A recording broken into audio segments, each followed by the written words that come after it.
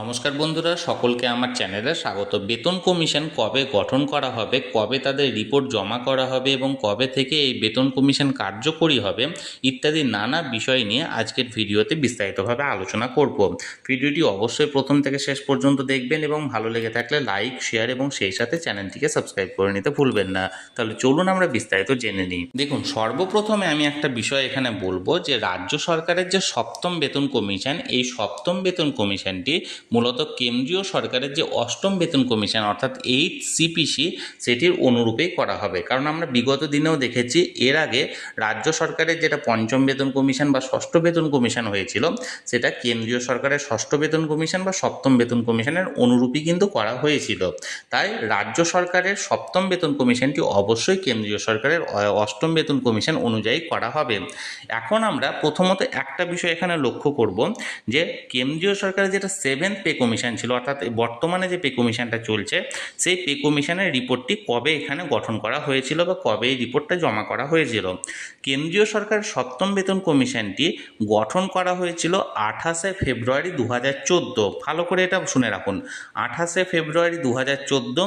এবং এখানে বলা হয়েছিল, অর্থাৎ ওই কমিশনের রিপোর্টে বলা হয়েছিল যে কমিশন তাদের রিপোর্ট 18 মাসের মধ্যে জমা করবে এবং স্বাভাবিকভাবে কমিশন তাদের রিপোর্ট জমা করে 19শে নভেম্বর 2015 এবং এটা কার্যকর করা হয় 1 জানুয়ারি 2016 থেকে। আশা করি বিষয়টি আপনারা বুঝতে পারছেন। এবার যে মূল বিষয়টি হলো সেটা হলো, দেখুন এখানটা আমি যে অর্ডারটি শেয়ার করেছি এটা হলো সেন্ট্রাল গভর্নমেন্টের 8 পে কমিশনের ব্যাপারে। সেন্ট্রাল গভর্নমেন্টের অষ্টম বেতন কমিশন লাগু করার কথা আছে 1 জানুয়ারি 2026 থেকে। কিন্তু এখানে দেখুন, সেন্ট্রাল গভর্নমেন্টের যে পে কমিশনটা গঠন করা হয় সেটা গঠন করা হয়েছে তার 2 মাস আগে, অর্থাৎ 3 নভেম্বর 2025। 2 মাসের মধ্যে কখনোই কিন্তু এই পে কমিশন তাদের রিপোর্ট জমা করতে পারবে না। এমনকি পে কমিশন তাদের যে অর্ডার বা নোটিফিকেশন সেখানে স্পষ্টত বলা হয়েছে, শেষের পয়েন্টটা দেখুন, the commission will make its recommendation within 18 month of the date of its constitution.